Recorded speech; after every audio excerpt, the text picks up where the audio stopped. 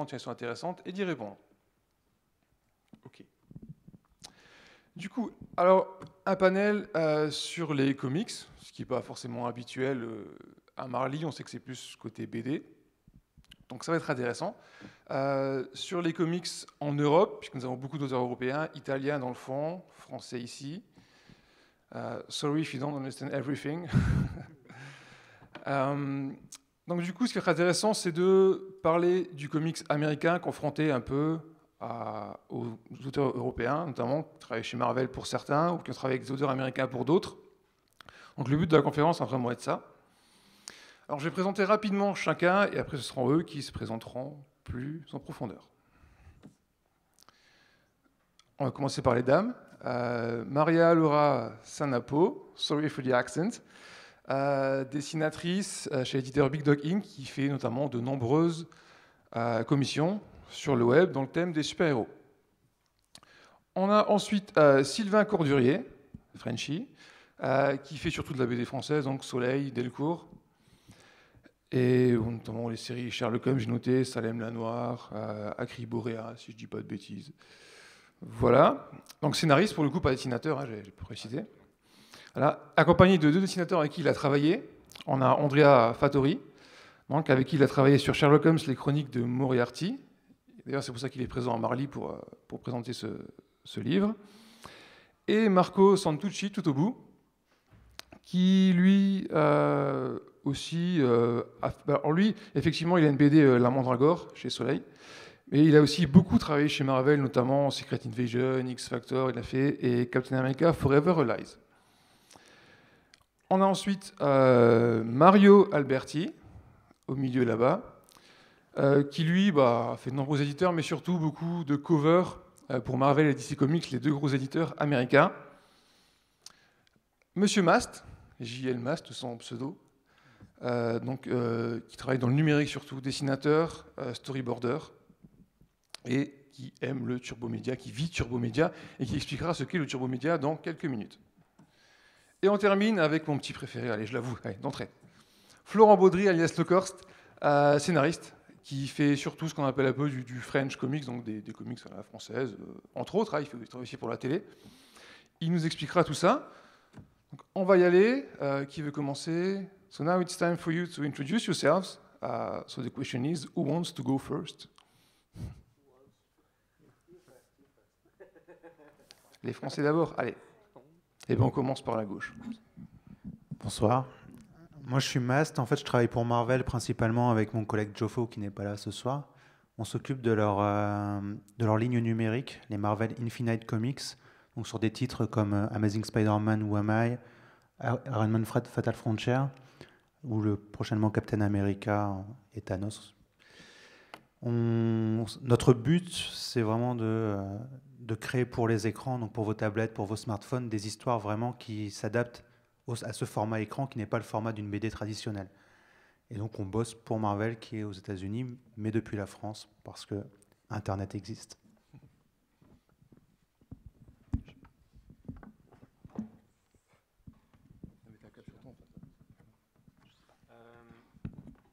Oui, donc moi je m'appelle Florent Baudry, sous le nom de Locorst, je fais partie d'un collectif lorrain de French Comics, entre autres qui publie du French Comics.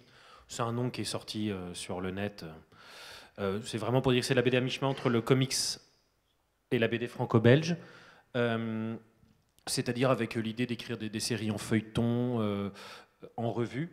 Moi, la série que j'écris principalement s'appelle VHB, c'est une série polar fantastique.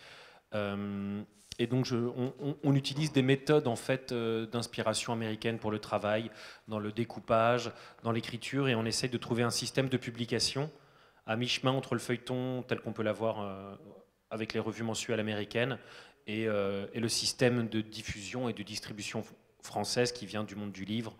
Voilà, donc on essaie de trouver un format entre les deux. Voilà, entre autres, ce que je fais. Bonsoir, Sylvain Cordurier, donc je suis dans la bande dessinée depuis maintenant une douzaine d'années.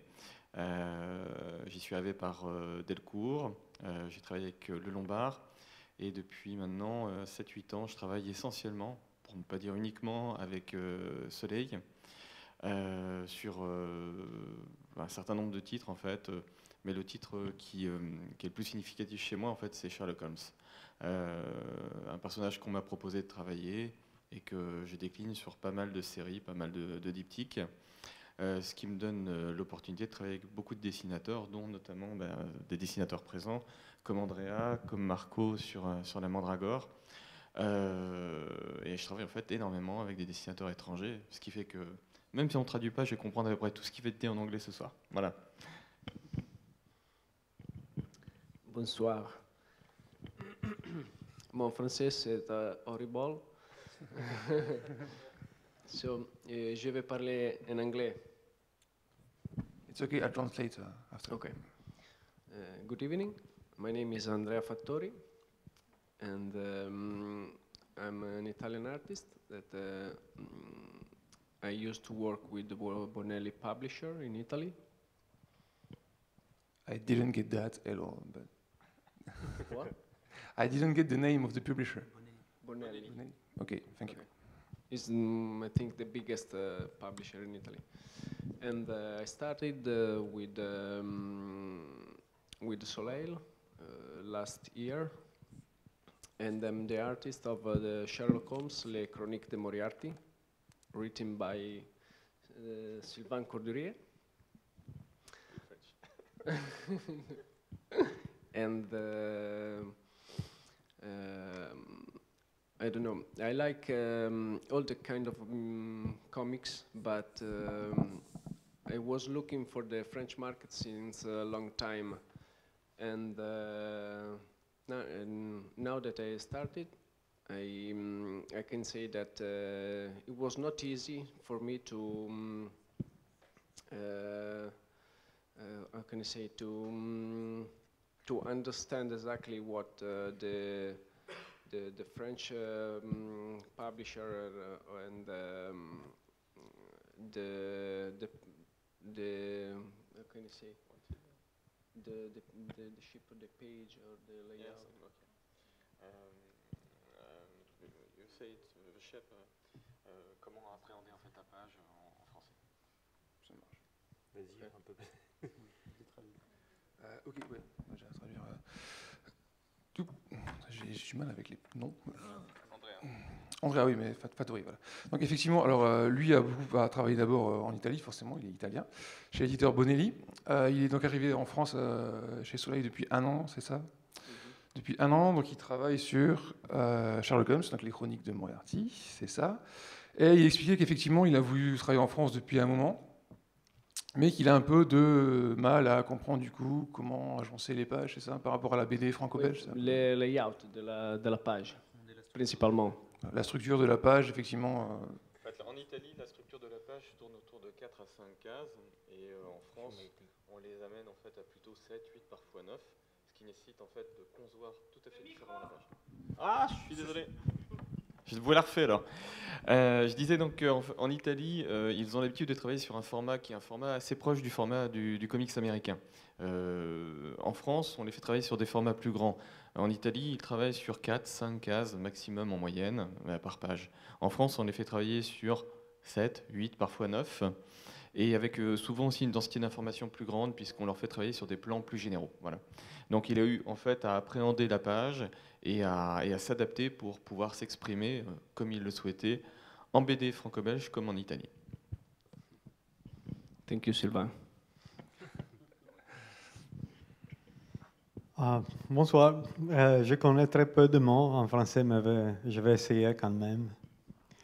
Je travaille dans la BD des années 90. J'ai travaillé pour Bonelli en Italie. J'ai travaillé pour les Humanoïdes associés avec deux séries, Morgana et Red End. J'ai fait 2 mini-séries pour Marvel aux États-Unis avec Spider-Man et les X-Men et Spider-Man et Fantastic Four. Et j'ai fait pour Glénat les Chroniques des Légions, écrit par Fabien Nury, avec Mathieu Loffray, Tirso, Cons et des autres dessinateurs. Et maintenant, je travaille pour Doyle Course, une série qui s'appelle Cutting Edge. Ça, c'est tout, je pense. Merci. Hello, bonsoir. I'm Maria Laura Sanapo, and I have been working in this field for just 1 year because I was a translator. I took a degree in languages, and then I decided to be a comic artist because I had a huge passion for this work, for this job. And now I have been working for Big Dog Inc., an American publisher.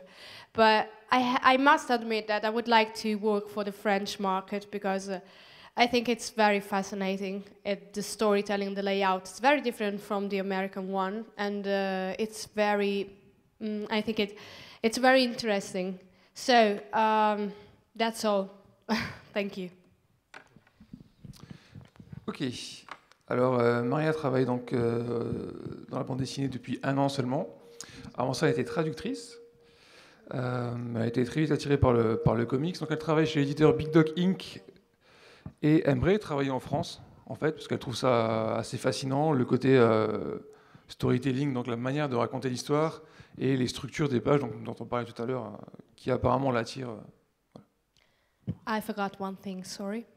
I have to say that Marco Santucci is my mentor, is my teacher, and so thanks to him, I'm improving day by day in this work. So, thank you.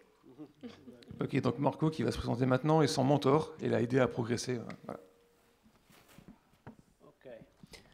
Hi everyone, I'm Marco Santucci from Italy, and I've been working in the comics field in the last 20 years. I am a very lucky artist because I've been working for 3 different publishers, big publishers, 3 different countries. The first one is Sergio Bonelli Editore for Italy. I work for them on Mr. No, Tex, Dampir. After that, I've worked for Marvel Comics, and I worked on Spider-Man, Captain America, X-Factor. And after that, I have the big fortune to work with Sylvain Cordurier on my first French comic, La Mandragore. And it's fantastic to change all this kind of works, all this kind of way to see the comics, because every publisher have a different way to see them. So it's very exciting. Thank you. Ok, donc Marco travaille dans la BD depuis 20 ans. Il dit qu'il est chanceux parce qu'il a eu la chance de travailler avec 3 éditeurs différents, 3 gros éditeurs différents. Le premier était Bonelli, du coup en Italie, pour qui il a fait les séries Mister No, Tex et Dampir. C'est ça, parfait. Il a travaillé avec Marvel aussi pour des mini-séries sur Spider-Man, Captain America et la série X-Factor. Et aujourd'hui, enfin ça fait déjà 2012, donc ça fait quelques temps, il travaille en France, donc pour Soleil, avec Sylvain, sur la série La Mandragore. Et du coup, il a eu une expérience assez diversifiée et il est plutôt heureux de ça. Et bien, tout le monde s'est présenté. Parfait. Alors, on a 2 axes principaux sur cette conférence. On va d'abord parler un petit peu historique, se dire finalement, est-ce que l'aspiration comics, le héros, le super-héros, ne vient pas finalement d'Europe? Et on va voir que si, début du XXe siècle, ça a un peu commencé en Europe, donc on parlera un peu de ça, et en deuxième, on verra finalement comment un auteur européen réussit à travailler aux États-Unis, à influencer un peu le travail sur le comic book. Voilà. Donc je prends mes notes. Donc effectivement, on se rend compte que même si aujourd'hui le super-héros c'est très américain, on a cette culture américaine qui a un peu écrasé tout le reste, on se rend compte que l'archétype du héros a plutôt été créé par la littérature européenne au début du XXe siècle. Il a été plus ou moins un peu oublié au fil du temps, justement par la culture américaine qui a pris le dessus. Notamment, on peut citer le premier super-héros qu'on peut voir apparaître en 1911, à savoir le Nyctalope. Donc il a le pouvoir de voir dans le noir. Je me suis gouré ? Le Nyctalope, pardon, autant pour moi. Effectivement, en plus, c'est le...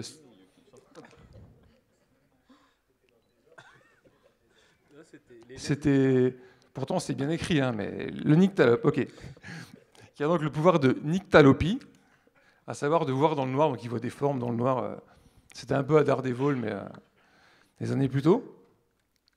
Donc créé par le français Adolphe Despy, de son surnom, dans le quotidien La Dépêche à l'époque. Et on se rend compte que du coup ce héros a été créé au moins bien 20 ans avant le premier héros américain. On arrête de rigoler. Avant le premier héros américain, à savoir The Shadow, dans les pulps à l'époque, donc 1930 à peu près. On peut aussi citer comme héros français le premier super-héros costumé français, à savoir Fantax, qui est sûrement ce qui est resté le plus connu jusqu'à aujourd'hui, créé en 1946. C'était un peu une sorte de Batman en fait, pas de super pouvoir, juste une forme physique et un costume. Donc c'est un personnage qui a eu beaucoup d'influence finalement sur tout ce qu'on connaît en tant que super-héros aujourd'hui dans la culture américaine. Vous parlerez après, vous inquiétez pas. Je vois que... et du coup, on a... je voulais citer Serge Lehmann qui justement ramène un peu ces héros-là sur le devant de la scène avec une série qui s'appelle La Brigade Chimérique chez Soleil, si je dis pas de bêtises. C'est Soleil, hein? Je crois que... C'est Delcourt? Ah, c'est la... Oui, c'est ça, exactement. Merci. Autant pour moi. Donc il a coécrit avec Fabrice Collin et dessiné par Guess, et qui effectivement ramène tous ces héros-là sur le devant de la scène et explique en fait comment ils ont disparu après la Seconde Guerre mondiale. Donc c'est voilà. Et il a aussi, il continue à travailler là-dessus. Notamment, il y a eu la série Masquée, dessinée par Stéphane Créti, qui sera là demain. Voilà, il fallait que je fasse la pub. Donc Masquée, qui effectivement narre le retour de ces héros-là dans l'Europe du futur. Dans un futur. Alors du coup, tout ça pour dire que finalement, vous qui travaillez un petit peu dans le comics, un petit peu avec les États-Unis, est-ce que vous avez été influencé par ce genre de super-héros français, européens? Est-ce que finalement vous avez des références, autres que celles que j'ai pu citer, qui ont fait que vous avez voulu travailler dans ce domaine-là, dans ce genre-là, ce qui n'est pas forcément le cas de tout le monde, mais...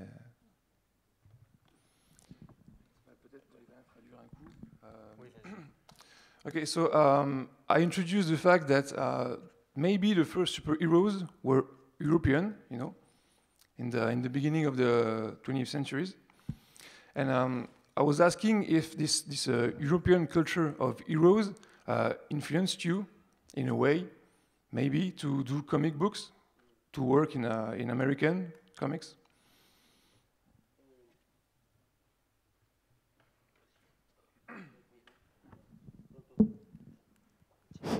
Pronto? Okay. You want to know if the European comics influenced me on my work for America? Obviously, yes, because I am always been a big fan of American comics. I always read American comics. But I have to say that I like to see them like we see them in the movies, in a very realistic way. And many times when we see American comics, we see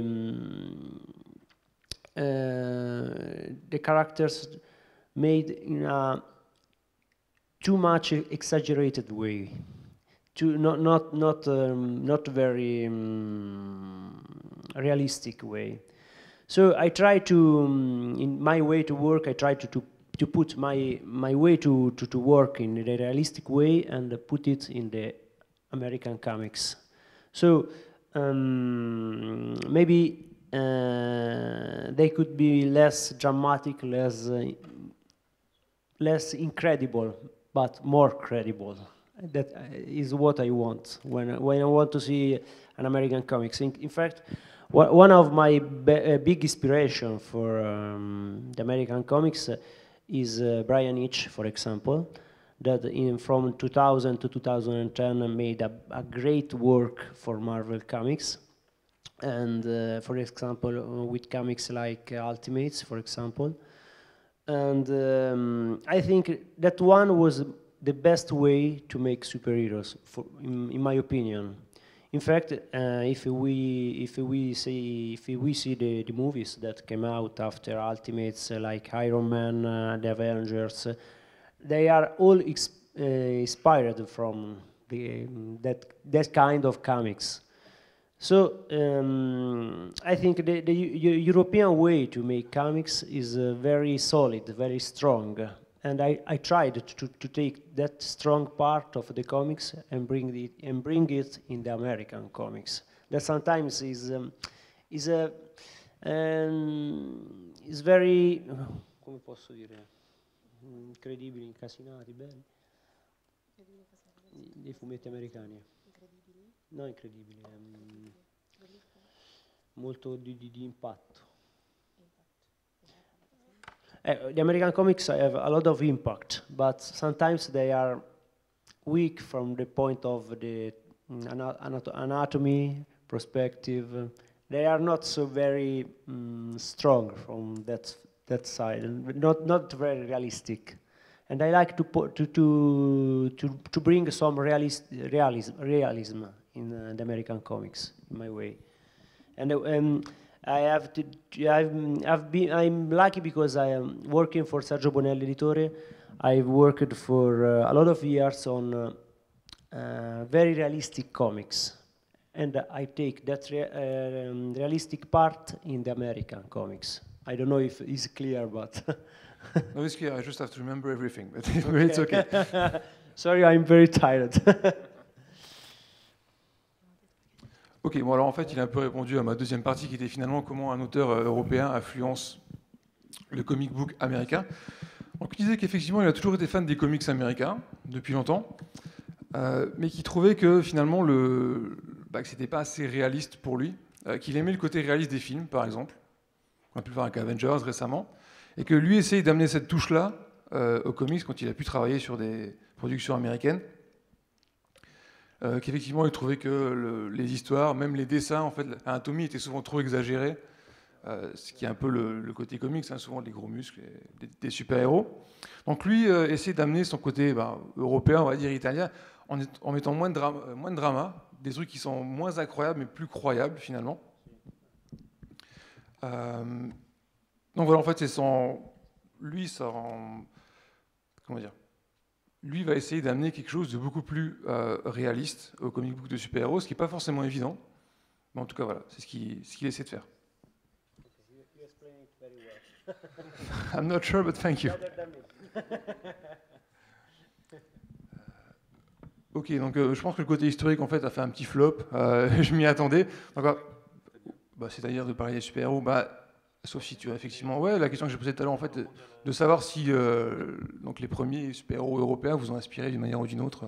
Je vais essayer de parler juste un peu, pas forcément à mon échelle, mais ce qui est intéressant, c'est que pour moi, je ne sais pas ce que les autres vont en penser, mais la figure du super-héros est intimement liée à la notion de feuilleton. Parce que le super-héros, on a tendance à le définir, super costume, super pouvoir, identité secrète, c'est un peu les trois choses plus ou moins indispensables à un super-héros, même s'il peut remplacer les super-pouvoirs par des super-gadgets, etc. Mais une des choses qui distingue vraiment le héros du super-héros, ce qui distingue Zorro de Batman par exemple. Zorro et Batman, ils ont un costume noir, un véhicule noir qu'ils attendent dans un cave, un serviteur qui est trop la classe avec eux tout le temps, un ennemi juré, enfin bref, ils se ressemblent énormément. La différence, c'est que Batman, depuis les années 30 jusqu'à maintenant, quand on demande à n'importe qui quand est-ce qu'il vit maintenant. Zorro, c'est les États-Unis au 19e siècle, fin 18e siècle. Batman, c'est maintenant. Et pour qu'il vive maintenant, il faut qu'il soit perpétuellement là et présent à travers des récits.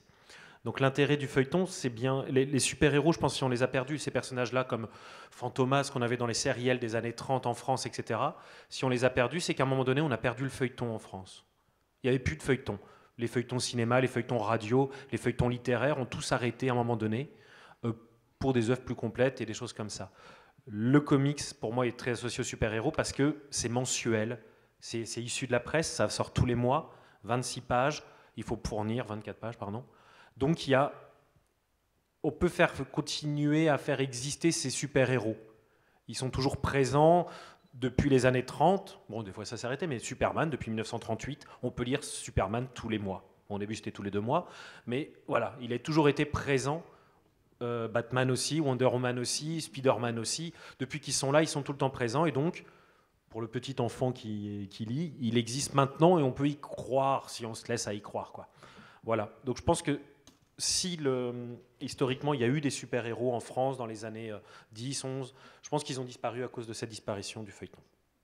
Et du coup, peut-être que ça nous est revenu par les États-Unis, quoi. Ils nous le ramènent, ils nous le offrent, et du coup il y a un goût du feuilleton qui renaît, y compris télévisuel en ce moment qui marche très bien. Mais je pense que si au niveau littérature, par exemple, toi, ce que tu fais, finalement, c'est le mode de publication de la BD franco-belge, c'est un album par an, etc. Il y a un rythme, une certaine de longueur. Mais il y a beaucoup d'éditeurs, et là, du coup, tu participes à ça, qui trichent un peu, qui gardent le format de la BD française avec le système de distribution, mais qui, engageant plusieurs auteurs autour d'un même personnage, permettent d'avoir tout d'un coup une existence sans Sherlock Holmes. Je crois que c'est tous les 2-3 mois qu'il y a un tome qui sort dessus. Idéalement. Mais voilà, il y a eu plein de projets comme Masqué, etc., des projets qui vont sortir 4 tomes dans un an et qui permettent de développer des héros de nouveau, redonner un côté feuilleton à ce qu'on a peut-être un peu, on retrouve, quoi. Voilà. Juste sur ça, justement, donc sur l'influence des figures littéraires sur les auteurs de bande dessinée. En France, les super-héros, ou en tout cas les héros costumés, représentent en fait qu'un pan très très limité des personnages fictifs qu'on a pu créer en littérature, en bande dessinée. C'est toute la différence entre nous aussi et les États-Unis, où même s'il y a eu des personnages de nature différente qui ont été développés, des comics aussi qui ont marqué leur temps, comme Little Nemo, qui n'ont strictement rien à voir avec cette industrie. La mythologie, en fait, nous on a une mythologie extrêmement large, une culture ancrée vraiment très profondément, et les Américains ont développé leur propre mythologie au travers des comics. C'est aussi une donnée qu'il faut prendre en compte, ça explique pourquoi en fait le super-héros s'est aussi imposé aussi fortement là-bas plutôt qu'ailleurs. C'est vraiment une donnée importante. Et après, il y a aussi autre chose à préciser, c'est qu'il y a la pop culture là-bas, et la consommation donc assez rapide des produits culturels, notamment des comics, conditionne aussi une certaine logique feuilletonnante et un certain rythme de production, qui font que vraiment il y a une approche très très différente de ce qu'est le comics, de la population à laquelle il s'adresse. Et aujourd'hui, on a cette chance, tout le monde a la chance de voir le comics, de le découvrir parfois grâce aux films, Avengers, Iron Man ou d'autres. Mais notre génération, je serais tenté de dire que sur les 3 dernières générations d'auteurs français, Serge Lehmann étant un cas à part, puisque Serge Lehmann est un romancier au départ, et c'est un romancier qui a en fait effectivement un ressenti en fait de la présence des personnages dans la littérature, notamment de personnages comme le Nyctalope, mais également on pourrait parler de Fantomas, qui est un personnage qui nous a peut-être plus marqué de manière générale que celui-là. Mais les 3 dernières générations, celle-ci inclus, ont eu la chance en fait de baigner à la fois dans la BD franco-belge, le comics, et là c'est très important. Je pense que la plupart d'entre nous en fait ont baigné dans le comics à leurs 10 ans, donc ça nous a fortement imprimé. Et il y a une vraie mixité au jour d'aujourd'hui. Les auteurs ont plusieurs origines. Ils ont lu Tintin, Astérix, Obélix, Lucky Luke, etc., toutes les grandes séries franco-belges de toute nature, mais ils ont aussi lu du comics. Et pour certains d'entre eux, une génération peut-être plus jeune, ils ont aussi baigné dans le manga. Donc vous avez au jour d'aujourd'hui des auteurs de BD qui ont appris en fait à aborder différentes formes de bande dessinée et qui sont capables au jour d'aujourd'hui de s'y intéresser. Donc je suis tenté de dire qu'on est davantage influencé par tout ce qui existe, qui nous imprime plus ou moins fortement, qu'on a été influencé spécifiquement par des personnages littéraires repris en bande dessinée au jour d'aujourd'hui. Merci beaucoup. Tu avais une question du coup? Oui, j'avais une question pour nos amis italiens. Tu pourras me la traduire que je peut-être. pourrais traduire peut-être. C'est que nous, notre bande dessinée traditionnelle, j'ai envie de dire franco-belge, on a notre celle-là, mais en Italie, il y a les fumetti, c'est ça, qui est très feuilleton aussi. Le fumetti, c'est les textes, c'est ça, c'est les poches en petit format noir et blanc qu'on avait l'habitude nous aussi en France, mais qui est très, je crois, très courant en Italie, et savoir ce que ça leur a donné comme influence pour le feuilleton, le ongoing, les séries comme ça. Peut-être que je vais tenter moi-même. Tu peux tenter. I'm saying that in French we have the French, the comics, you know, the French way to write it, big album, you know. But in Italia, you have the fumetti, which like how to say, like comics. It's come often in white and black, and it's short stories, and it's like a TV show, but in comics. So you have this culture in your country of this. So you have the American comics. You can read it in Italia, and you have this kind of monthly comics too. So can you make the mix of these two? I mean, influence. That's if. It's different to write for a fumetti, for example, than for comic books. What's the difference between these both kind of comics? Are you talking about writing or? Writing, yeah. The storytelling of these kind of comics. No? Between Italy and America, the difference Yeah. of storytelling. Can you pick up the microphone, please? Thank you. I try to give my answer. It's a very different storytelling because in Italy, first of all, we haven't superhero comics. So? It's like cowboy stories. Yeah, the most famous comics in Italy, for example, is Tex, that is a Western Western comic. But we have a lot of kind of comics, horror comics, pure adventure comics, a lot of kind of comics. But the factor, the particular thing that put them all together is that is always a way to tell the stories in a very realistic way. And we have to say that in Italy we have a very long comic book, in opposition of the 22 pages of the American comic book. For example, in Italy we have a comic book of 94 pages, for example. So when, for example, when I've worked for Marvel Comics, 22 pages was a joke. The only problem was the deadline, obviously. But the difference is all in the rhythm, where the action is told. I don't know if it's... maybe in Italy there are more dialogues, for example, less action. The story, come si dice diluita? Come puoi dire? In che senso? Sciolta, diluita, in più relazione. If I can stop you to translate what you already said. The story is told in a slower way. In a slower way. So Sorry? the story is Slower? slower. Yeah, Okay. because more pages, the Yeah. action is. The pace of stretched. the story is slower. Okay. Ah, okay. Yeah, thank you. Sorry. D'accord, donc Marco essaie d'expliquer en fait la différence finalement entre ce qui se fait en Italie et ce qui se fait aux États-Unis.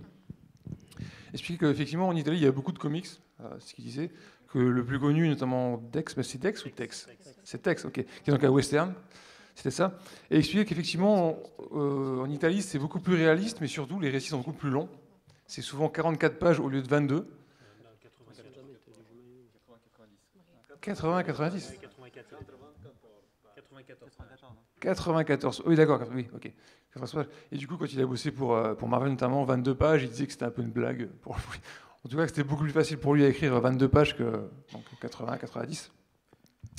Il nous a dit aussi qu'effectivement, en Italie, il y a un peu moins d'action, plus de dialogue, et que comme il y a beaucoup plus de pages, l'action et l'histoire avancent beaucoup plus lentement. I would like to add something about the storytelling and layout. The difference between American and Italian layout, it's big because, for example, in Italy we have a fixed grid. We have 6-panel grid, and you don't have to go beyond that. You don't have. In America, the grid, so the storytelling itself, you are free to tell your story in your way, in your personal way. You're free. In Bonelli, this is, of course, in Italy we have more difficulties to go beyond the grid, the fixed grid. You have to respect it. It's just 1, 2, 3, 4, 5, 6, and nothing else. So it's very different because, for example, in America they have splash pages. We don't. So it's very, very different. And so the narration, the story itself, of course, as Marco said before, in Italy it's slower because the panels are fundamental in order to tell a story in a proper way. For example, this kind of page has less action, of course. The rhythm is very slow, so this is the difference. Okay. Ok, thank you.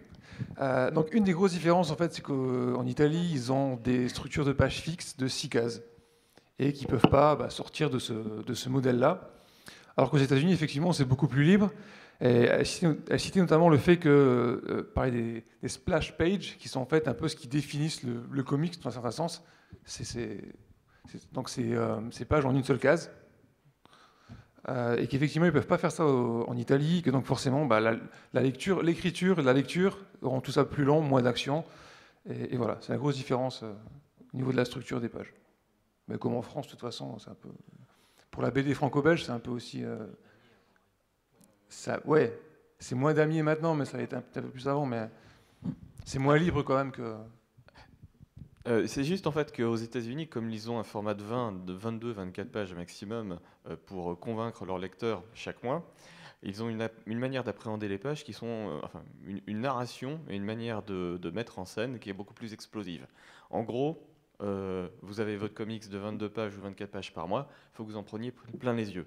Quand vous avez un temps d'exposition plus long, vous avez un comics comme en Italie de 90 pages, vous avez le temps de raconter une histoire, de poser une histoire. Fatalement, vous avez un rythme qui est plus lent et un récit qui est moins dédié à l'action. Voilà. Les Américains sont très, très, très obsédés par le rythme. Si vous êtes consommateur de cinéma américain, vous avez dû vous rendre compte que toutes les 10 minutes, il faut que ça bouge, il faut qu'il se passe quelque chose. Donc ils ont ce côté très remuant aussi dans leur manière de séquencer leurs histoires dans le comics. C'est vraiment une manière très très particulière d'approcher. Là, les auteurs italiens, sur le format italien, ont cet avantage d'avoir le temps de raconter des histoires. Effectivement, c'est un peu moins punchy globalement au niveau du récit. Ce qui ne veut pas dire pour autant que c'est moins intéressant. Mais il y a une petite précision qu'on a apportée sur le comics italien comme le comics américain. En France, nous, on travaille souvent sur des personnages de création française. Les auteurs sont les créateurs de leurs propres personnages. Aux États-Unis, ça, je pense que tout le monde le comprend bien, les auteurs, les artistes, travaillent sur des personnages dont ils ne sont pas les créateurs. Donc, il est vrai qu'aux États-Unis, on a beaucoup plus de liberté formelle. On peut travailler sur des pages, une pleine page, une illustration pleine page, qui va être extrêmement punchy pour le coup, ou travailler sur 5, 6, 7. C'est vraiment à la liberté des auteurs, suivant leur sensibilité. En Italie, les artistes travaillent souvent, parfois sur des personnages qu'ils ont créés, mais aussi beaucoup avec une maison qui est la maison Bonelli, sur des personnages dont ils ne sont pas les créateurs. Donc en fait, ils font un travail via de prestations entre guillemets de services artistiques, bien sûr, mais où ils ont à tenir compte de codes qui leur sont imposés et de correspondre à un schéma donné. En France, c'est totalement éclaté par rapport à tout ça, pour des raisons en fait de liberté artistique peut-être plus grandes qu'ailleurs. Voilà. Ok, très bien.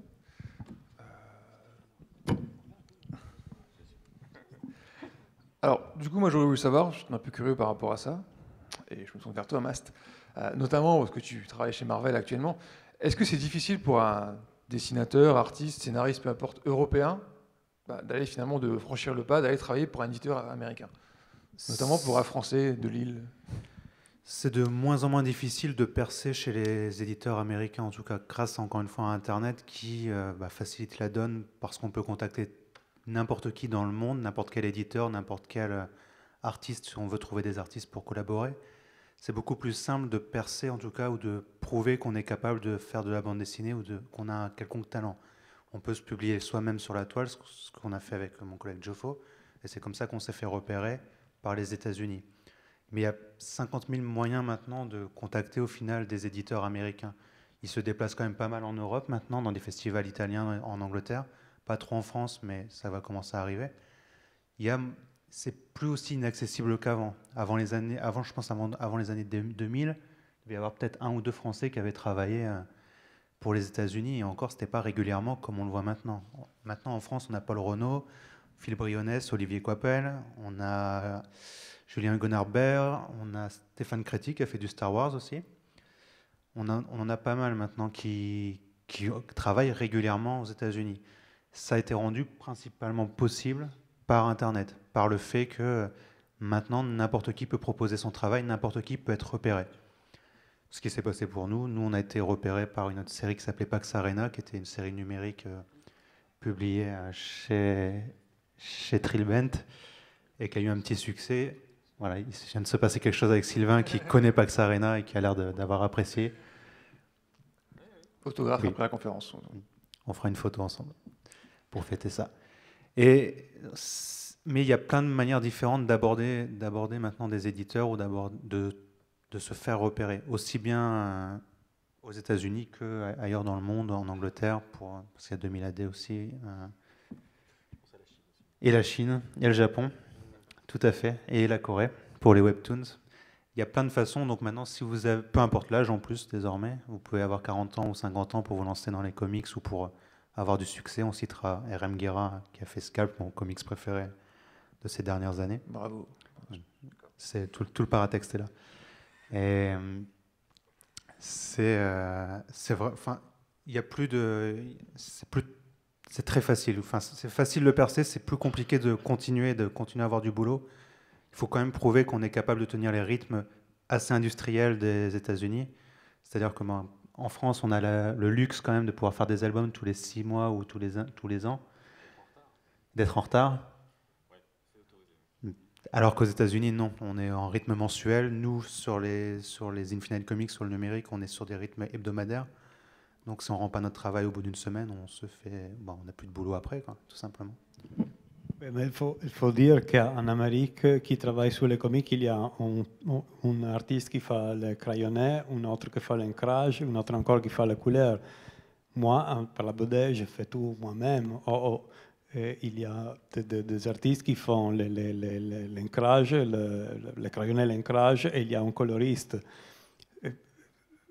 Donc, quand tu sors un album en France, c'est toi tout seul, et tu le peux considérer ta propre création.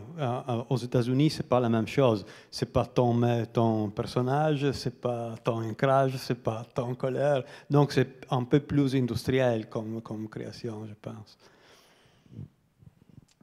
Alors attention, nous avons la première réaction live sur le chat. Maxime Garbarini, qui est un auteur français, déclare que Mario Alberti est un génie.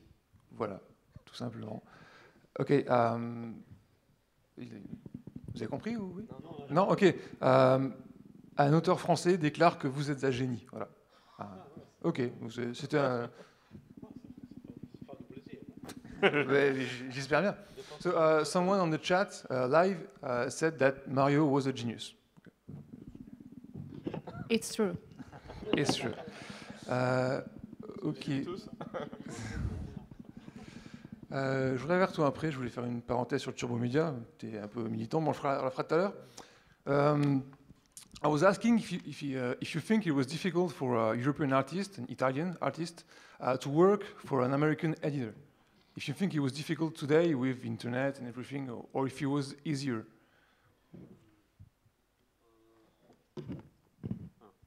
Much easier. Since there is internet, is very simple now. I think from 2000 is a lot of Italian artists like Mario, like me, like a lot of people start to work for Marvel Comics, DC Comics, thanks to internet, thanks to this big evolution of the technology. Before that, I think there was only few artists that worked for Marvel Comics, like, for example, Claudio Castellini, that was one of the first artists, Italian artists that worked for Marvel Comics, and Pino Rinaldi, if I remember well. But anyway, now it's really simpler, absolutely. Ok, donc Marco confirme qu'effectivement c'est beaucoup plus simple maintenant de travailler avec des maisons d'édition américaines grâce à Internet, et qu'effectivement depuis le début des années 2000, il y a beaucoup plus d'artistes italiens qui travaillent aux États-Unis, enfin en tout cas depuis l'Italie, mais avec les éditeurs américains, et qu'avant ça il y avait très peu de monde. Il a notamment cité Claudio Castellini et Pino Rinaldi, qui travaillaient chez Marvel. Je vais juste rajouter du coup qu'effectivement, on s'intéresse à l'Italie et à la France, mais en Croatie, en Angleterre, il y a beaucoup, en Europe, globalement, les éditeurs américains viennent chercher des talents européens. Donc c'est vraiment... On n'a pas eu de Croate ce soir. Mais... On n'a pas de Croate, mais il y a Issa Rebic, Goran Parlov, des auteurs vraiment très talentueux qui, avant les années 2000, n'auraient pas eu une chance de percer sur le marché américain. Donc c'est vraiment appréciable, et ça, c'est vraiment, je pense, grâce à Internet. Je peux dire une chose encore. C'est vrai qu'il y a Internet a donné la possibilité de contacter des artistes, des scénaristes, des éditeurs à plusieurs parties de le monde.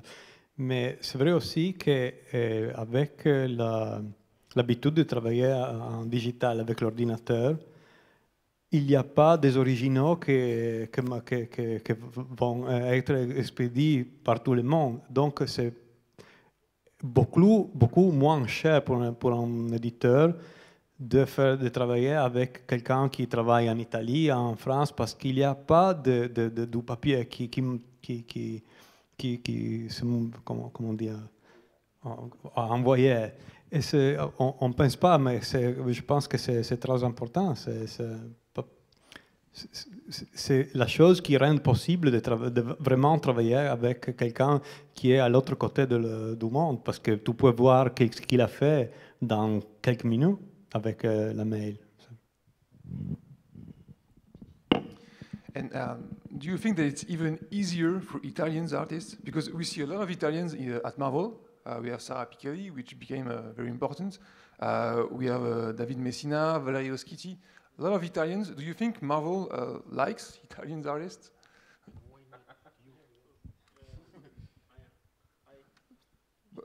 Well, you asked me if Marvel likes Italian artists. Yes. Yes, because I think so. Absolutely. I have to say that after the artists you said, I can add, for example, Sara Pichelli, Emanuela Lupacchino, Marco Checchetto, one of the most famous artists in Marvel now. Oh, Simone Bianchi. I have Gabriele Dell'Otto and many others. In fact, I have to say thanks to Simone Bianchi for my work in Marvel, because he introduced me to Stephen Walker, the editor of Spider-Man. And he showed to Stephen my works, Simone Bianchi. We started to work together with Simone. And so, yes, I have to say that the Marvel Comics loves a lot the Italian artists, but not only. For example, I see that there are a lot of foreign artists. For example, there are a very good artist for Brazil in the last period. Serbia, for example. I have to say that Marvel Comics opened his door to all the world, not only to Italy, obviously. So this is good. Ok. Alors effectivement, je posais une question qui était un petit peu marrante, j'ai envie de dire, parce que je demandais si Marvel, donc le premier éditeur américain, oui, préférait les auteurs italiens, parce qu'on voit beaucoup d'auteurs italiens. J'avais cité Sara Pichelli, on avait David Messina, Valerio Schiti. Et donc effectivement, il me répondait que oui, les Italiens sont aimés chez Marvel. Il a cité Mario Cecchetto, Gabriele Dell'Otto, Simone Bianchi, et notamment Simone Bianchi qui l'a présenté à l'éditeur de Spider-Man à l'époque, et c'est ce qui lui a permis de percer chez Marvel.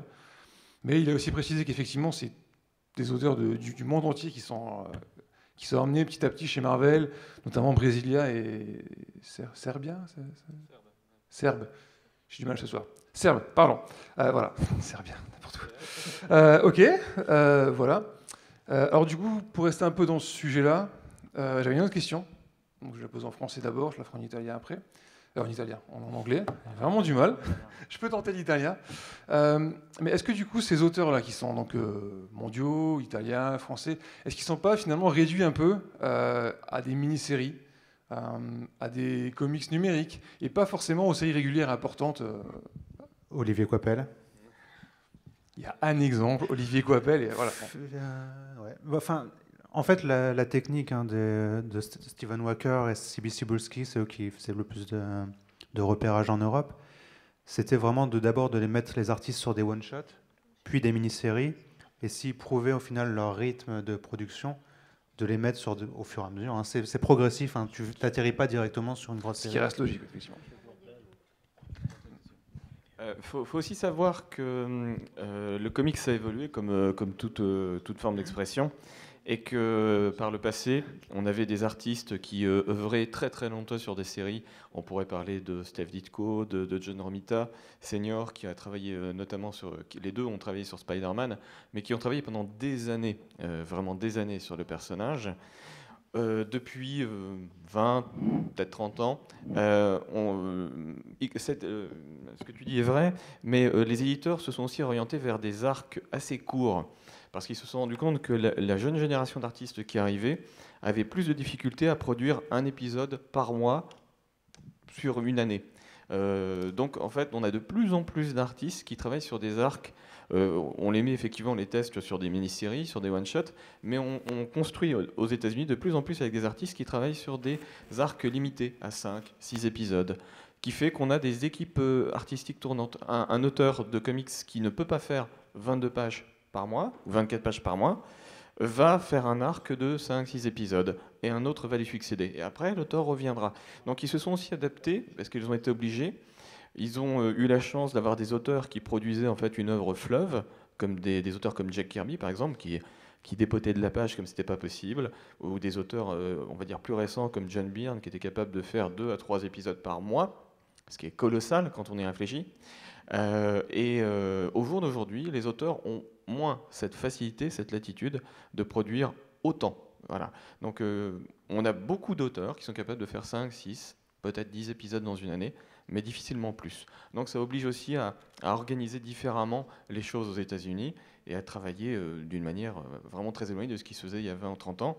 Et concernant les auteurs italiens ou les auteurs serbes, croates, de cette partie du monde, il faut comprendre une chose. La France n'est pas une exception culturelle en soi au sens strict du terme, mais c'est vrai que le comics français est assez particulier. Si on identifie vraiment la bande dessinée, on a le manga, le comics, la BD franco-belge.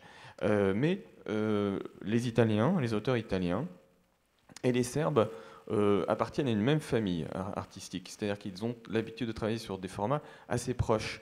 Ils sont assez influencés par le comics américain au départ, et ils ont développé leur propre type de comics à eux, en fonction de leur propre culture. C'est assez facile pour ces auteurs-là de s'y retrouver en fait par rapport aux comics américains, parce qu'il y a beaucoup de correspondances, ne serait-ce que la correspondance du format, même si effectivement ils ont moins de liberté en termes de format de case. Voilà. Merci Sylvain. Alors on s'approche de la fin, mais je rappelle quand même qu'on peut poser des questions directes sur le chat. Il y en a une d'ailleurs pour les artistes italiens. Donc, on demande est-ce qu'ils préfèrent travailler en Italie ou aux États-Unis. There is a question for you, Italian artists.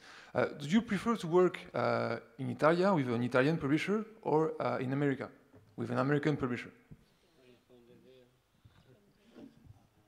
Moi, je préfère travailler sur une bonne histoire. Je préfère travailler sur une bonne histoire. That's the right answer. Anyway, in my opinion, every kind of comics have a good part and a bad part. And I think I told in the beginning I say that I was lucky because I worked for three different publishers, and the lucky part is that I could change my way to work in a position of the kind of publisher I was working with. So all the time you have to change your way to work if you change the kind of comics where you're working on. And I think this is a great experience, very good for your improve your skills. So all the experiences are good at the end. Ok, donc Marco nous dit que dans tous les comics, peu importe qu'ils soient, enfin, toutes les BD, qu'elles soient italiennes ou américaines, il y a toujours des bonnes et des moins bonnes parties, forcément, des bonnes choses, des moins bonnes choses. Et lui, dans le fait de pouvoir travailler avec 3 éditeurs différents, il a eu à changer régulièrement de style, de manière de travailler. Et du coup, pour lui, tout a été très positif puisque ça lui a permis de progresser finalement et d'avoir différents styles et une palette plus élargie.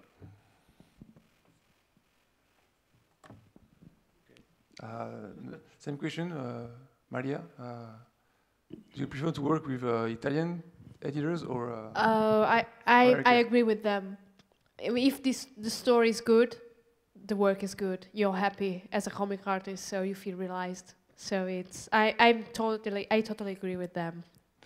Ok, donc tout le monde a la même réponse. Peu importe l'éditeur, il faut qu'il y ait une bonne histoire pour pouvoir bien travailler derrière au dessin. Voilà. Alors, on a une question d'une personne qui est anonyme. Comment, on sort un peu du cadre du comics, comment les auteurs perçoivent le manga? Pas les auteurs, donc vous. Comment est-ce que vous percevez le manga? Voulez-vous répondre à la question déjà? Vous avez le droit de dire non. C'est une conférence comics. Comment je ressens le manga, par exemple? Non, je trouve que c'est une forme de... c'est pareil. Je connais pas bien les codes d'écriture. J'ai jamais essayé d'écrire, par exemple, j'ai essayé l'équivalent aux comics que j'essaye d'écrire avec ma série VHB ou du franco-belge. Et c'est des codes. C'est des codes narratifs. Le manga, je sais pas comment ils font. C'est normalement à peu près du 20 pages par semaine. Donc c'est pas le même rythme. Voilà, franco-belge, on va faire 46 pages tous les 6 mois, si on est fort. Le comics, 24 pages par mois, et le manga, c'est 20 pages par semaine. Donc j'imagine que quand on essaye d'écrire ça, il y a des raccourcis, il y a des schémas particuliers. On trouve j'ai pas encore analysé, j'ai jamais essayé d'écrire, mais je sais que quand on écrit en fonction du format, si on n'a que 6 pages, 6 cases par case, ou si on en a 9, jusqu'à 9, on écrit différemment et ça amène une écriture différente et des types de récits. Donc j'imagine que ça doit être intéressant d'écrire ça doit être intéressant de s'y essayer, mais alors là, sinon... C'est pour bientôt. Disons que tout dépend aussi entre guillemets, de la manière dont le comics est appréhendé dans le pays. En France, on vous offre quoi? De manière générale, on vous offre un tome par an, un 46 pages, que les auteurs ont donc mis 1 année à réaliser.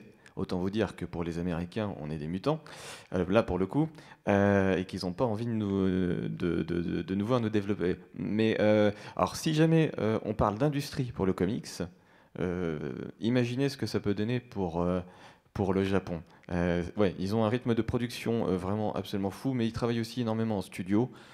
C'est vraiment une manière de concevoir la bande dessinée très différente de ce qu'on fait en France, y compris d'ailleurs sur des mangas qui sont très cotés et très appréciés. Je pense à des mangas comme Monster. Je ne parlerai pas d'Akira, qui est un peu particulier, mais qui a aussi marqué énormément d'auteurs, et pas uniquement en fait, adeptes de manga. Donc, ouais, le manga, c'est vraiment une autre planète. Le manga est fait pour être consommé dans les transports en commun quand vous devez vous rendre d'un point A à un point B, dans le métro. C'est vraiment conçu comme ça. C'est fait pour être consommé très vite. Donc, en fait, il faut satisfaire une demande. C'est juste une autre manière d'aborder la chose. Moi, à titre perso, le manga, là, pour le coup, je parlais de génération tout à l'heure, en disant qu'il y a 2-3 générations qui ont goûté aux comics et qui ont fait le comics leur médium, ou en tout cas qui aiment s'exprimer dans le comics. Le manga, ça m'est totalement étranger. Donc je suis presque le moins qualifié pour répondre. Et pourtant, bon, je vais quand même la poser. There was an anonymous question about mangas. How do you feel about mangas? Do you want to say something about mangas or not? A lot of things, I think. Yeah. How I said before, if I understood properly, manga and European comics are 2 different planets, and the way of telling a story is totally different. The approach, it's totally different.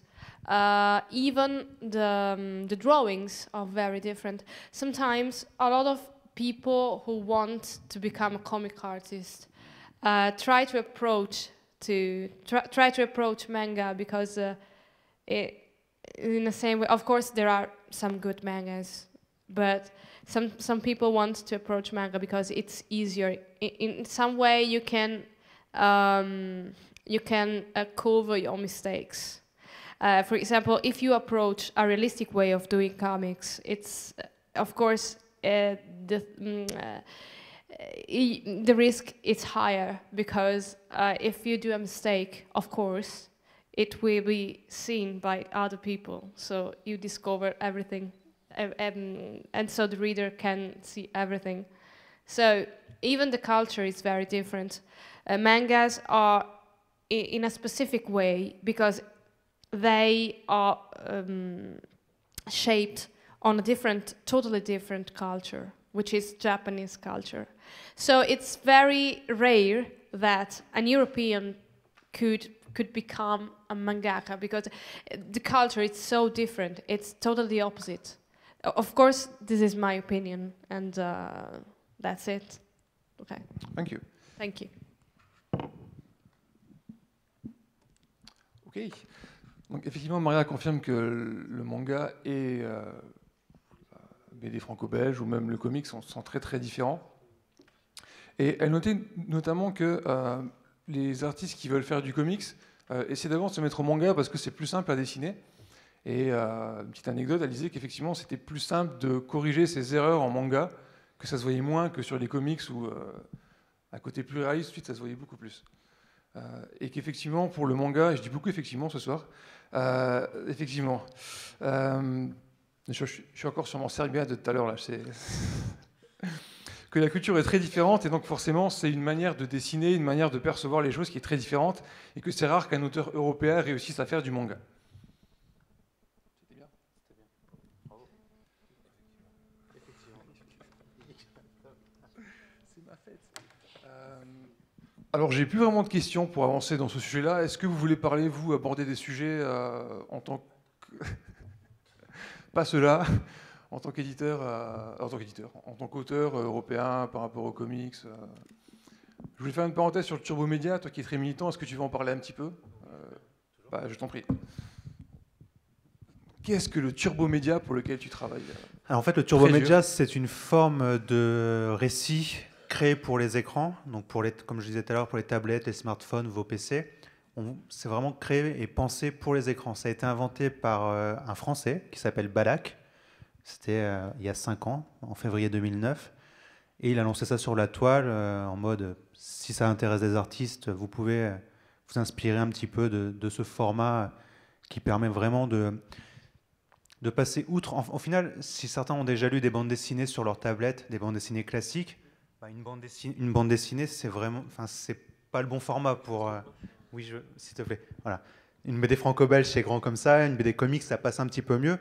Mais c'est pas le format naturel. Vous êtes obligé de grandir les cases. Le Turbo Média, ça se propose vraiment d'avoir 2-3 cases en général par écran et de s'adapter vraiment à la forme d'un rectangle horizontal posé au... Je sais pas comment... Oui, c'est en mode paysage, merci. Voilà. C'est ça que je cherchais. Alors qu'une bande dessinée franco-belge ou comics, c'est un format portrait.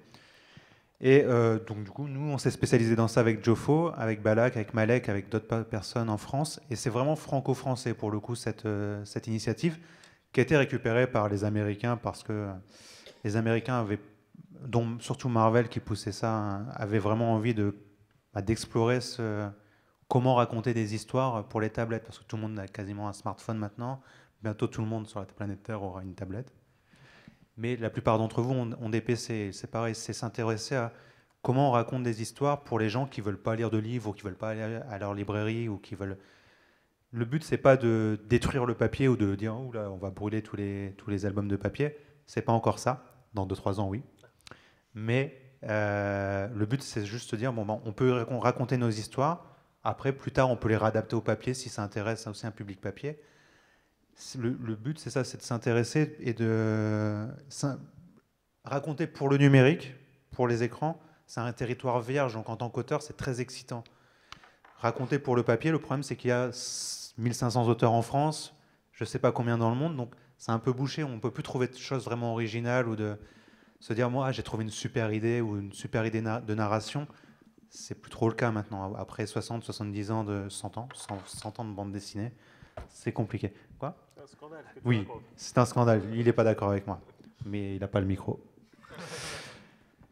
Ce que je veux dire, c'est le numérique et le papier, ça peut coexister, et il se passe des choses intéressantes au niveau du numérique. Donc si vous avez l'occasion de voir un petit peu ce qu'on fait avec Geoff, Pax Arena, on a aussi une série qui s'appelle Les Walking Pandas. C'est des parodies de Walking Dead avec des pandas. Donc c'est très très accessible. C'est vachement bien. Merci. Et tout ce qu'on fait chez Marvel, donc Spider-Man, Iron Man, Captain America, Thanos, les Secret Avengers, j'en oublie sûrement. Il y a des choses à voir, allez-y.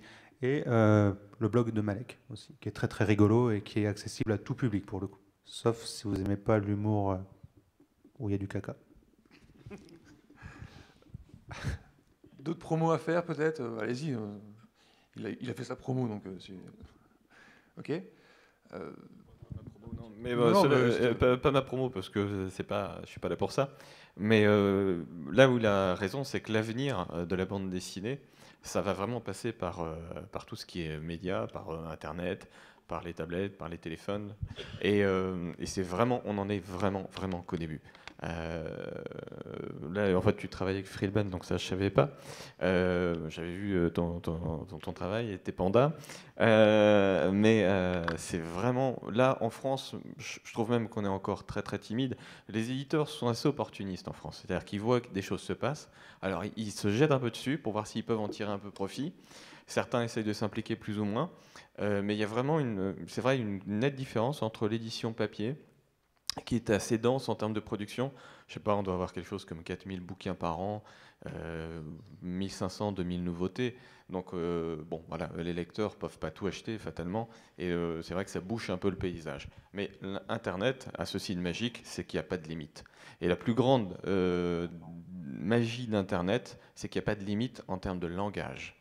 Et là, on parle d'initiatives dans le turbomédia, mais encore au jour d'aujourd'hui, les initiatives françaises dans le turbomédia sont souvent axées français et anglais, mais c'est sous-estimé en fait l'intérêt de la chose par rapport aux populations mondiales qui s'y intéressent, notamment les Russes, qui sont extrêmement consommateurs de ce genre de médium, et j'en passe ailleurs, la Chine.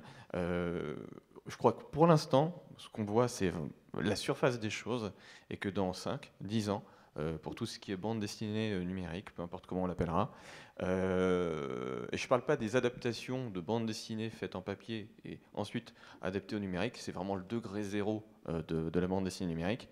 Je parle vraiment de création, qui peut-être après trouvera une forme papier pour s'exprimer. Je crois qu'en termes d'économie, aujourd'hui, c'est encore nécessaire, mais j'espère, et je pense que sur la durée, ça ne le sera plus. Vraiment, le numérique, je ne dis pas que le papier est mort non plus, je pense qu'il y aura toujours des amoureux de l'objet livre, mais le numérique, c'est vraiment l'avenir de la bande dessinée. C'est le champ qui va de très loin le plus se développer et proposer les choses les plus impressionnantes à l'avenir. Ouais, c'est un débat entier, il y a beaucoup de choses à dire sur le digital.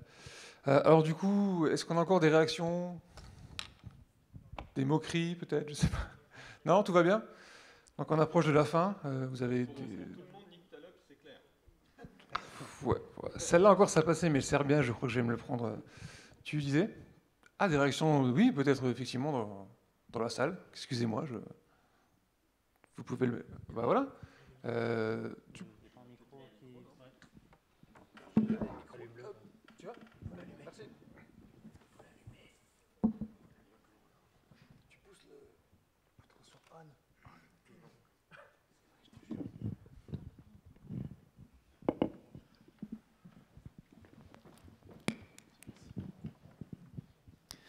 Bonsoir. Je voulais vous demander en fait, donc du coup à la base, c'est vrai que pour moi personnellement le dessin c'est surtout le coup de crayon qui se fait sur une feuille papier à la base, et du fait de parler justement de tout ce qui est dessin sur tablette ou internet, est-ce que ça change pas un peu la nature quand même de la création et, Je peux répondre, je suis pas dessinateur et je vais répondre. Très fort. Non, comme je travaille avec plein de dessinateurs, j'ai eu plein de versions des choses.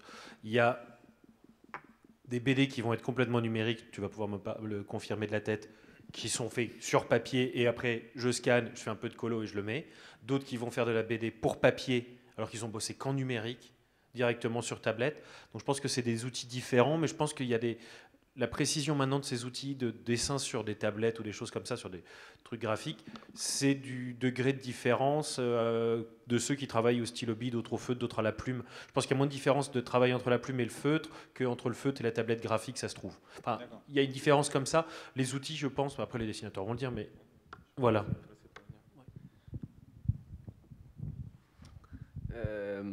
I don't work with a tablet or something like that.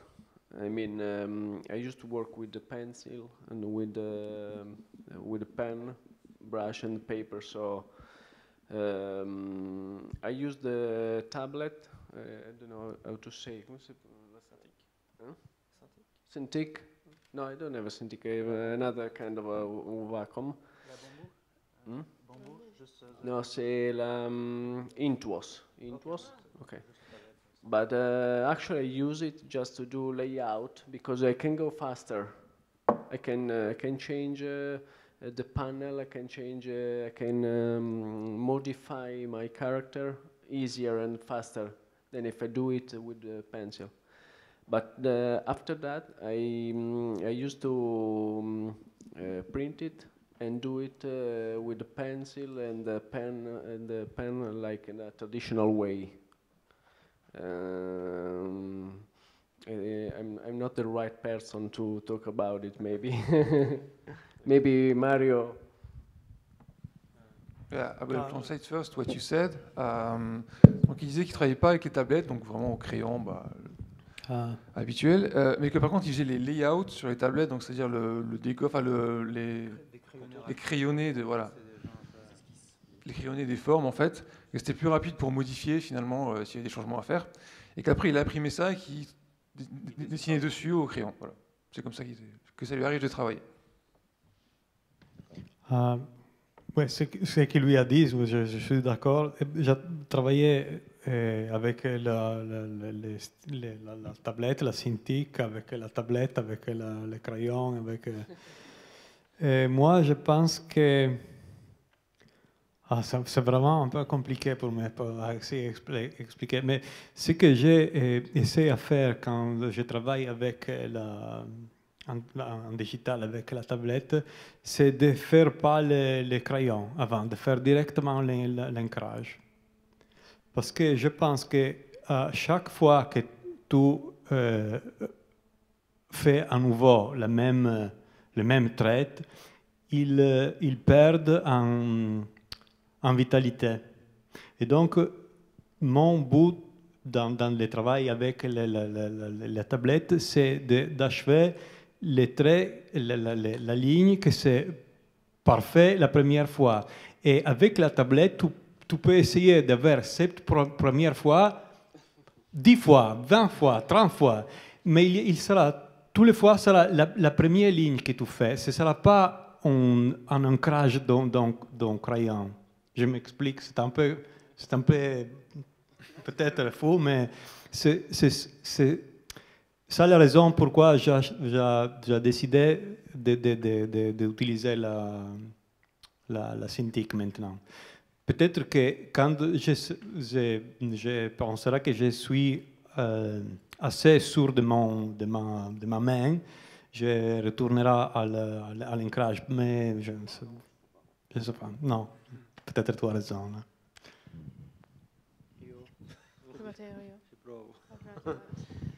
Okay. In the big part of my career, I always worked in the traditional way, obviously, with the pencils, brushes, things like so. In the last period, I discovered the digital way to work. But I have to say that I'm not a big fan of the final result of the page, all made by Manga Studio or Photoshop, because sometimes it depends from the kind of artist, of kind of style. The final result sometimes is, I think it's colder than a work made by pencils, brush, and things like so. I usually work in digital way not only to make the layout of the page, that it's true, it's faster, but to make the pencils of the page. Obviously, I'm quite mad because I made this, pencils very, very fine, very precise. So you could print them directly sometimes. But I still prefer to do them like pencils, send the digital pencils to my inker, he print the channel of the page, the page in blue, okay, in China, and then he ink on the channel, and at the end the final result is a classical page on paper with all the that obviously is not so perfect like the digital product, but I think is warmer in the final stage. Obviously, we are speaking about my kind of way to draw pages. There are some artists that work, like Mario, for example, that works perfectly in digital. But I think I try to make the same. I think my work could be colder, absolutely. And another thing that I have to say about the digital way to work, that a lot of artists, especially for example for Marvel Comics, for American market, they started from the beginning of their career to work in digital. And obviously this is fantastic for the publisher, for the editor, because the work is faster, obviously. But the problem is that if you don't work previously, if you don't work on the paper, with the brush, with the pencils, you don't have the taste, the real taste of a real page. And you can't take that taste in the digital, because you don't know it. You start to work directly with the digital, and your work will be, I think, colder, and different artists start to have all the same way to ink their works, and this is, for me, is not a good thing, absolutely. This is the bad part of the digital works. The good part is obviously that you can go faster, you can fix the problem of the page faster, and sometimes this is a very important factor when you work for a publisher and you have very tight deadlines. In fact, I started working in digital for this reason, because especially for it in Italy, they asked me to change a lot of time the panels, and so I was very tired to spend a lot of time to change, to remake the panels, and instead in digital is simpler, absolutely simpler and faster, so better for me. Ok, thank you.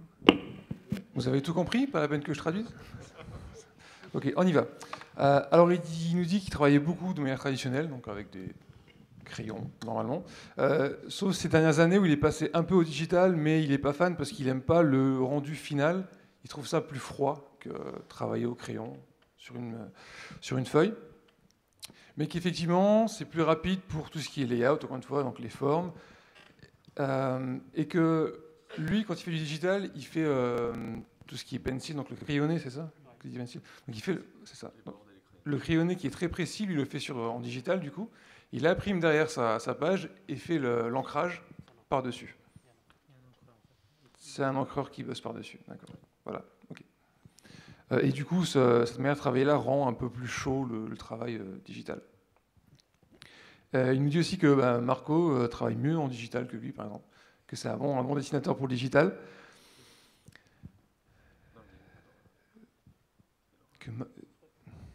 Non, c'était Mario ou c'était Laura? C'était Maria qui... Ok, c'était Maria qui travaillait mieux en digital que lui. Autant pour moi, pardon.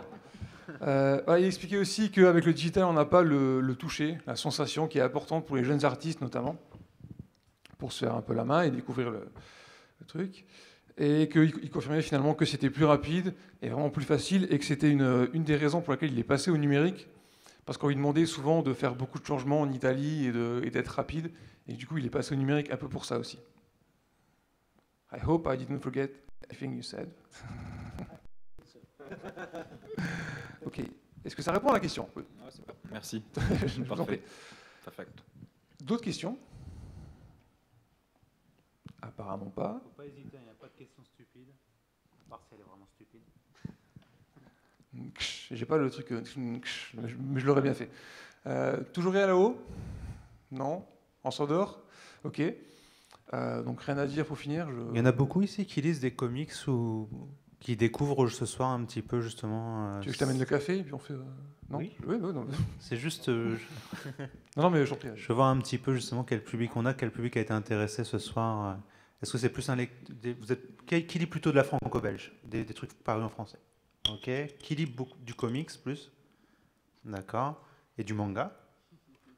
D'accord. Vous n'avez pas trop dû apprécier ce qu'on a dit sur le manga. Ah, d'accord, ça va. Qui ne lit pas? Qui ne lit pas? Ah. D'accord. Le manga, oui. Et est-ce que ça a intéressé du coup, ça vous a donné envie un petit peu de découvrir un peu plus les comics, les mangas, ou en tout cas de lire un peu plus de bande dessinée ce soir, ou pas du tout? Qui oui? Attention, parce que s'il y a des gens qui lèvent pas la main... Vous êtes trop gentil, là. Je pense que c'est plus les illustrations, à mon avis, que nous, mais pourquoi pas. Je n'ai pas d'autres questions pour vous, moi. Merci pour l'animation. Pas de souci.